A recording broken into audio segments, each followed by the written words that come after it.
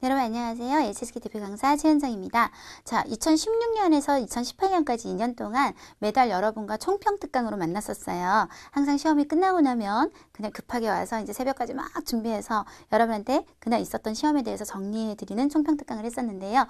자, 제가 한 몇 달 동안 안 보였죠. 2019년부터는 적중특강으로 여러분을 찾아뵈려고 준비를 했었어요.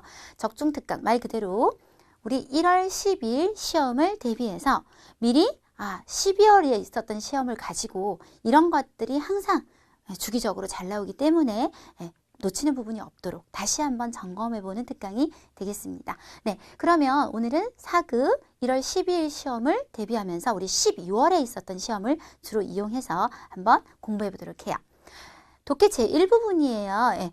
보통 이 중에 이제 하나는 원래는 빠져요. 하나는 이미 예제에서 빠지고요. 나머지 단어들을 내용에 맞게 배열하는 문제인데요. 일단 필요한 것만 나열을 한번 해봤습니다. 단어를 한번 먼저 분석을 해볼게요. 카오야, 너무나 잘 아시죠? 북경 오리구이 명사고요. 파자는 명사도 되고 발전하다 동사도 돼요. 그래서 나중에 뭘로 쓰일지는 조금 상황을 봐야 될 것 같고, 지동이라고 하면 형용사로 很激动 하면 굉장히 막 사람이 감정적으로 끌어오르는 거, 막 흥분할 수도 있고 감격할 수도 있고 이런 쪽의 감정을 표현하는 형용사입니다. 쿤난이라고 하면 쿤난 같은 경우는 명사로 어려움 되고요. 형용사로 很困难 해서 어렵다, 힘들다 이렇게 써도 되겠습니다. 자, 탕 양사인데요. 우리가 동사를 수식하는 양사로 쓸 때는 왕복 동작을 나타낸다 그래요. 한 번, 두 번에서 왕복 동작을 나타낸다. 예를 들어서 여러분 수업 시간에 중근쌤한테 저 화장실 한 번만 갔다 올게요 라고 할 때 我去厕所一趟이라고 해야지 2次하시면 안 돼요. 그러면 가셔서 돌아오시면 안 돼요. 거기 화장실에 계속 계셔야 돼요. 2탕에요. 갔다 올게요. 이게 왕복 동작이죠. 뭘 까먹고 안 가져왔을 때 갔다 올게요. 그리고 명사성의 것들을 양사, 세는 단위로 쓸 때는요. 보통 왕복하는 교통수단, 특히 기차나 비행기 같은 것들에 많이 쓰게 돼요. 자, 그러면 일단 문제를 한번 풀어보도록 할게요. 这个城市, 이 도시는 이란 주어 제시되고요. 더가 보이고 很快라는 말이 들어왔어요. 그러면 여러분 뒤에 무슨 보호가 온 건가요? 이거한 정도가 빠르다. 정도 보호가 온 거죠. 정도 보호를 가지려면 최소 동사나 형용사여야 될 텐데 빠르다라는 말의 정도를 받을 수 있는 동사, 형용사 성격은 누구밖에 없다? 파전, 발전하는 정도가 빨라야겠죠. 답 나왔고 나왔을 때는 제껴주시고 47번 여기 바로 일단 한번 가볼게요. 많이 샀어요. 뭐를? 뭐 돌아오는 건 나중 일이고 여기 일이 빠졌겠죠. 쯔라는 양사는 한 마리, 두 마리. 사물을 셀 때는 쌍으로 되어 있는 거 있죠. 우리 한 켤레의 신발, 이 슈앙시에라고 하잖아요. 이 중에 한 짝, 한쪽을 나타낼 때도 이 쯔시에라는 말을 써요. 동물을 나타낼 때나 한 마리, 두 마리 이렇게 쌍으로 된 것 중에 한쪽을 나타낼 때. 자, 그러면 뭐를 살까요? 쯔로 셀 수 있는 동물이나 하나 이렇게 쌍에서 한쪽은 뭐밖에 없죠? 카오야. 그래서 오리구이 한 마리만 사서 돌아와줘. 네. 48번. 일단 한번 볼게요. 10分이라는 말이 수식하고 있는 것으로 보아. 10分은 非常 하고 거의 유사하죠. 매우라는 뜻을 나타내요. 형용사가 들어갈 겁니다. 이 사람이 매우 뭐뭐하다. 형용사가 될 수 있는 게 두 개가 있었어요. 지동, 굉장히 흥분하는 거랑요. 그리고 困难, 어렵다. 그러면 여기 우리가 결정하기가 조금 애매하니까요. 앞에 한번 보자고요. 在电视上看到了. TV에서 뭐를 보게 됐어요? 孙子的, 손자의 演出, 공연을 봤을 때 할아버지는 어떤 상태였을까요? 굉장히 감동하고 막 흥분하고 이런 상태였겠죠. 그래서 C가 되겠습니다. 3개가 날아가고 이제 2개 남았어요. 흐리게. 由于뭐 때문에 今年这个国家, 이 국가는 增加了, 증가시켰어요. 항반, 항공편이죠. 항공편, 왔다 갔다 하는 왕복하는 교통수단을 셀 수 있는 양사, 탕, 을 넣어주시면 되겠고 마지막은 답이 정해졌지만 有什么困难 여기서는 명사로 쓰이면서 무슨 어려움 있으시면 말씀하세요 가 되겠습니다. 너무 전체부터 무조건 읽어야 된다고 생각하지 마시고 일단은 주변을 보고 조금 아까처럼 우리 여기 앞에 문제처럼 난 여기 형용사 2개 중에 모르겠는데 그럴 때 읽어도 늦지 않죠. 그래서 너무 시간을 한 문제에서 많이 쓰지 않도록 시간 분배를 좀 잘 하시는 것도 중요하겠죠. 넘어갑니다. 독해 이 부분인데요. 물론 독해 이 부분은 순수하게 읽고 해석 잘 되면 나열하는데 아무 문제 없어요. 근데 이제 우리 같은 경우는 우리는 저처럼 이제 강사를 하는 경우는 보이는 게 좀 있거든요. 예를 들어서 A 보시면 每次来医院 매번 병원 와서 우리가 보통 매이라는 말을 쓸 때는 좀 습관적으로 또라는 부사가 잘 나온단 말이에요. 여기 또가 살짝 보여요. 사실은 매번 병원 와서 让护士 간호사로 하여금 K 타 그에게 따전 주사를 놓게 해요. 타라는 말이 나왔어요. 타 또 걔는 항상 울어요. 그런데 그 아이가 사실은 누구냐면兒子가 지금 타로 언급이 되고 있는 것으로 보아 순서가 이미 정해졌죠.兒子 아들은 特别害怕打针 굉장히 주사 맞는 걸 두려워하죠. 每次 매번 병원 와서 주사 맞을 때마다 또 항상 会大哭 크게 울어요. 이런 흐름으로 잡아주시면 되시겠어요. 하나 더 해볼게요. 어쩔 수 없이 우리가 배경 없이 갑자기 어쩔 수 없이 이렇게 나오지 않겠죠. 可是 누가 이야기 시작하자마자 그러나라는 말을 쓰겠어요. 첫 번째 문장이 정해졌어요. 반드시 B로 시작해요. 这几份材料 이 몇 부의 자료는 需要复印 이라고 했어요. 복사를 좀 해야 됩니다. 지금 여기 따인인 것 같아요. 내용상 따인 프린트를 좀 해야 될 것 같습니다. 그리고 이제 요 2개 중에 고르셔야 되는데요. 먼저 A를 한번 읽어보죠. 어쩔 수 없이 마烦你 좀 당신이 귀찮으시겠지만 跑一趟이라고 했죠. 갔다 오란 얘기예요. 楼下的打印店 이렇게 프린트하는 가게가 있나 봐요. 거기 갔다 오세요. 중간 과정이 없어요. 중간에 뭐가 있냐면 그러나 오늘 회사의 따인지가 고장이 났으니까 어쩔 수 없이 그래서 정답은 맨 처음에 따인을 해야 되는데 지금 고장이 났으니까 어쩔 수 없이 다녀오세요. 요 순서대로 나열하실 수 있겠습니다. 독해 이 부분은 그런 게 나오는 경우가 가장 쉬워요. 수이란 딴시 이런 관련사 나오면 되게 쉽거든요.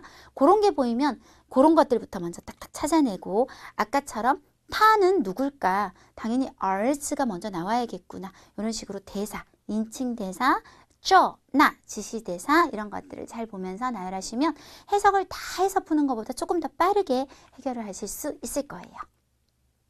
독해 3부분은 예외 없이 항상 문제 보기부터 먼저 읽어주시는 게 무조건 유리합니다. 문제 한번 보시면 关于说话人 이 말하는 사람에 대해 우리가 알 수 있는 것은 사실 이 문제는 큰 힌트가 없어요.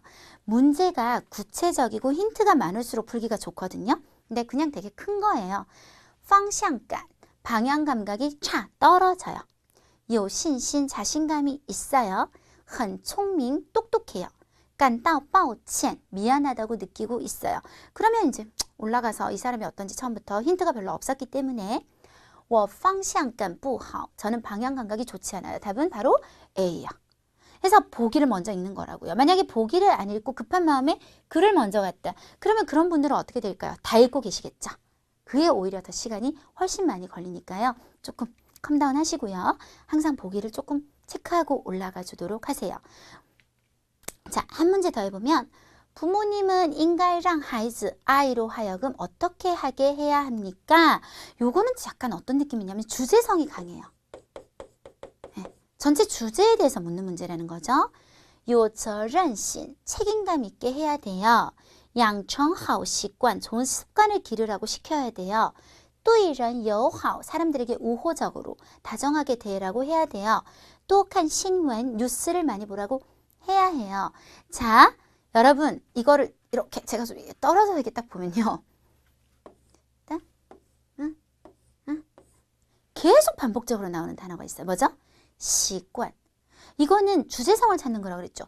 이 글 전체가 확실한 건 뭐냐면 시관하고의 연관성이 굉장히 크다는 거예요. 두 번째, 因此 따라서 所以 이런 단어가 나오는 쪽이 주제예요.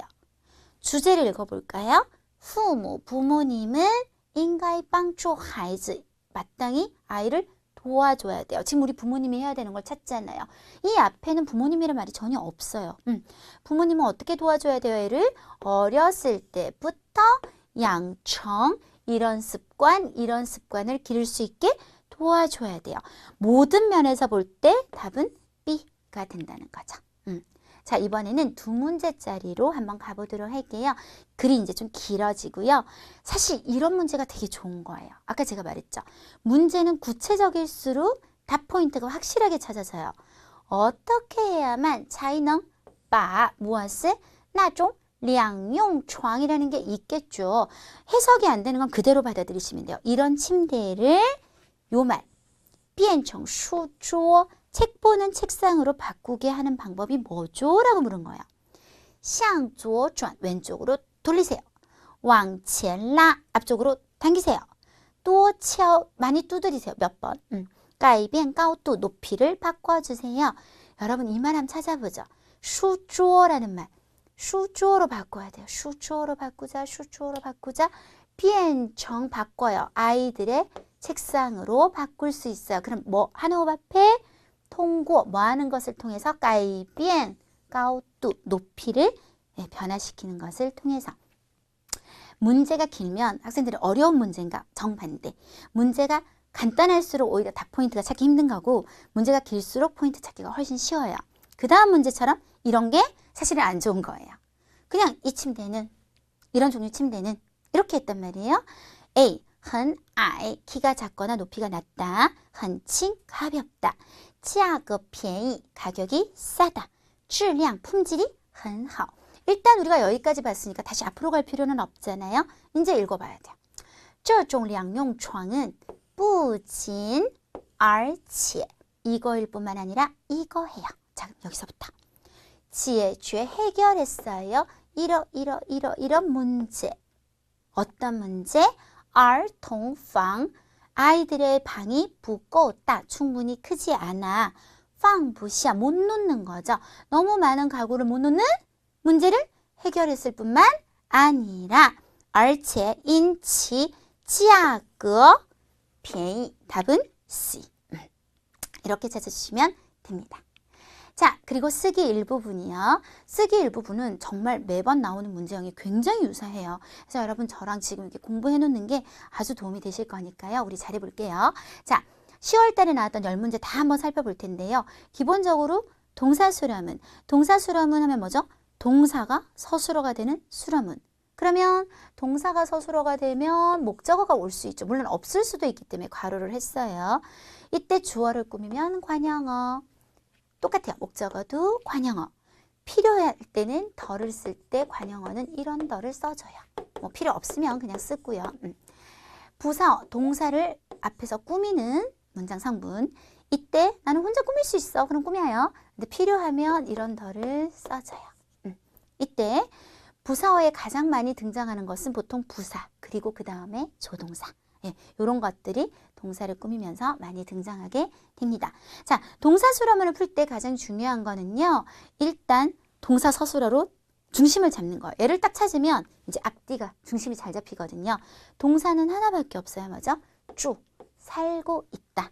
그러면 앞에 장소 어디에 무엇이. 자, 그럼 끝났어요. 썬릴리 숲에 살고 있다. 뭐가? 라오호 호랑이가. 很多 관형어 꾸미는 말. 네. 동사 한번 찾아볼게요. 동사 申请了 신청했다. 그럼 누가 무엇을? 내가 신용카드를. 我重新 사급부사로 다시 부사 申请了 신청했다. 一张 관형어 신용카드 목적어. 자, 서술성 목적어를 가지는 동사. 단 한 번도 빠지지 않고 나오는 서술성 목적어를 가진다는 말이 조금 그냥 복잡하게 들릴 수 있는데 별거 아니에요. 우리 일반적인 동사는 예를 들어 뭐学 하면 한유, 중국어. 去 하면 中国, 중국. 뭔가 명사가 주로 뒤에 목적어로 오는 것과 달리 나는 명사 목적어를 못 가져. 나는 뒤에 꼭 형용사나 동사처럼 원래 서술어가 되는 애들이잖아요. 이런 서술성 단어가 꼭 목적어 자리에 와야 돼 하는 동사를 서술성 목적어를 가지는 동사라고 하는데 가장 대표적인 게 觉得가 있겠어요. 我觉得他 여기서 끝날 수가 없죠. 그녀를 느껴요. 뭐 변태 같잖아요. 그러면 안 되고 我觉得她很漂亮 이 전체가 목적어인 거예요. 나는 그녀가 예쁘다고 생각해요. 漂亮 형용사가 들어갔다든지 아니면 我觉得他应该学汉语 이 전체가 목적어인 거예요. 그녀가 중국어를 배워야 한다라고 생각한다. 배우다. 동사가 들어간다든지 이런 식으로요. 그래서 우리가 이렇게 형용사나 동사가 뒤에 목적어에 꼭 들어와야 되는 동사들이 있는데 值得가 그래요. 值得 사급 동사는요. 뭐뭐 할 만한 가치가 있다라고 해서 목적어 자리에 꼭 동사가 들어가야 돼요. 한번 볼 만한 가치가 있으면 值得看 이런 식으로요. 지금은 목적어로 동사 칭찬하다가 들어가서 칭찬할 만한 가치가 있다. 그러면 뭐가요? 那个小伙子的 관용어고요. 약간 위험네요. 做法 행동이 值得 뭐 할 만한 가치가 있다. 칭찬할 만한 가치가 있다. 근데 목적어에 명사가 아니라 동사가 들어왔다라는 얘기가 되겠고요. 빠짜문 뭐 항상 나오죠. 지향을 쓰셔도 똑같이 빠가 됩니다. 빠짜문은 기본적으로 주어가 여기 있고요. 동사가 여기 있어요. 이때 우리가 보조개라고 배울 거예요. 보조개. 보조개, 부사, 보 비슷하잖아요. 조동사.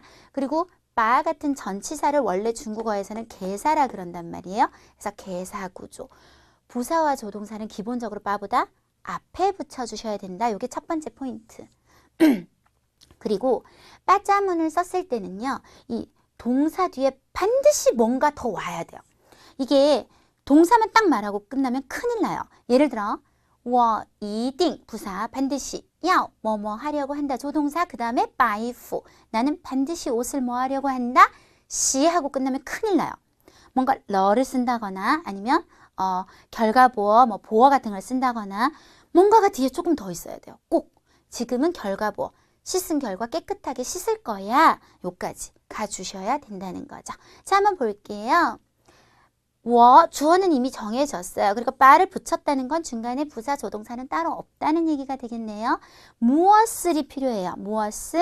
네, 钥匙 열쇠를 한번 띄워볼게요. 나는 房门钥匙 방문 열쇠를 还给 되돌려 줄 거예요. 하고 안 끝나요. 계속 나와요. 房东 우리가 옛날에 이렇게 막 밥 먹을 때 판 돌리잖아요. 근데 원래 전통적으로는 동쪽에 주인이 앉는 거예요. 그래서 방동이라고 하면 집주인이 되는 거거든요. 집주인에게 돌려줬어요. 이렇게 되는 거죠. 자, 겸어문이 지난번에는 굉장히 많이 나왔었어요. 겸어문이 뭐냐면 연동문하고 우리가 조금 연결해서 얘기할 필요가 있는데 예를 들어서 我去中国 저 원래 한자 잘 써요, 여러분. 근데 이게 전자칠판으로 한자 적기란 정말 힘든 거거든요. 자, 보시면 동사가 2개 보이죠? 동사가 2개 보이는데 我去中国学汉语 중국을 가는 것도 내가 가는 거예요. 중국을 공부하는 것도 내가 하는 거고 계속 한 주어에 동사들이 연결이 되면 우리가 이걸 연동문이라고 해요. 근데 겸어문도 똑같이 서술어가 2개 보이거든요. 혹은 3개까지 가능하세요. 근데 얘는 차이가 뭐냐면 보세요. 我让他学汉语 에서 시킨 건 내가 시키지만 공부는 그가 하면서 주어가 한번 바뀌죠. 왜 이름을 겸어문이라고 하냐. 사실은 요게 한 문장이에요. 나는 시켰어. 그를 주어, 서술어, 목적어. 이번엔 이렇게 보시겠어요? 타부터. 그는 배워 중국어를. 사실은 2문장이 연결됐어요. 연결될 때 연결고리 역할을 누가 하고 있냐면 타가 하게 되면서 얘는 앞에 서술어일 때는 목적어 역할을 했잖아요. 근데 뒤에 서술어한테는 주어 역할을 겸한다 라고 해서 얘를 겸어라고 불러요. 2가지 역할을 겸한다. 그래서 겸어문 이런 말을 쓰게 되는데요. 한번 문제를 보면서 해보면요. 지금 동사가 두 개 보여요. 격려하다도 보이고요. 친구 사귀다도 보여요. 그럼 이걸 어떻게 나열하는 게 맞냐면 일단 띄우고 얘기할게요. 父亲鼓励儿子多交朋友. 자, 먼저 이렇게 한 문장이에요. 아빠가 격려했어요, 아들을. 두 번째는 요렇게가 한 문장이에요. 아들이 사귈 거예요, 친구를. 그래서兒子는 두 문장을 연결하면서 앞에 격려하다한테는 목적어 역할을 했지만 사귀다한테는 주어 역할을 하면서 겸어. 그래서 우리가 겸어문이라고 하는데요. 순서를 나열할 때 이 관계가 성립이 되도록 나열하시면 돼요. 네. 하나 더 볼게요. 여기 보면 동사가 축원하다, 기원하다라는 동사와 통과하다라는 동사 두 개가 보이죠. 자, 일단 띄워놓고 얘기할게요. 요게 한 문장이에요. 너를 축복해, 축원해, 기원해줘. 네. 그 다음에 네가 물론 순조롭게란 말이 있어요. 통과할 거야. 입학시험을. 入学考试. 그래서 니는 앞에 동사에게 목적어, 통과하다한테는 주어 역할을 하면서 겸어. 전체가 겸어문. 그래서 祝你什么什么 이런 거 다 겸어문 돼요. 한 번 더 해볼까요? 랑 나오죠. 랑 나오면 이건 무조건 겸어문이에요. 네. 사람으로 하여금 이미 얘는 서술어 투까지 들고 있네요. 요건 형용사가 들어왔다. 그죠? 부러워하다. 동사도 돼요. 부러워하게 만들었다. 이미 얘는 서술어 1, 2가 다 들어왔어요. 그럼 뭐가 사람들로 하여금 부럽게 만들었냐. 그것만 잘 만들면 될 것 같은데요. 爷爷和奶奶的感情. 감정 그대로 해석해서 하셔도 되지만 뭔가 애정. 그래서 할머니와 할아버지 간의 그 사랑은 사람들을 뭐뭐하게 만들었고 사람들이 부러워할 거니까 런을 기준으로 겸어문이 되겠습니다. 하나만 더요. 야오칭 초대해요. 취 가요. 참관해요. 와, 동사 3개예요. 어떻게 나열할까요?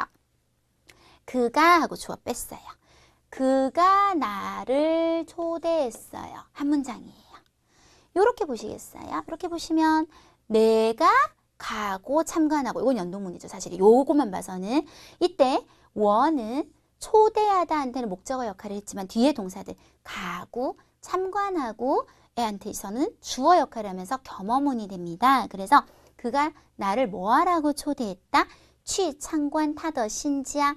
그의 새로운 집을 구경하러 가자고 초대했다. 이렇게 나열하시면 될 것 같아요. 자, 비교문 한번 볼까요? 비교문. 비교문은 우리 보통 두 가지를 얘기하는데요. 기본적으로 비 많이 쓰시죠. 해석은 A는 비보다 형용사하다.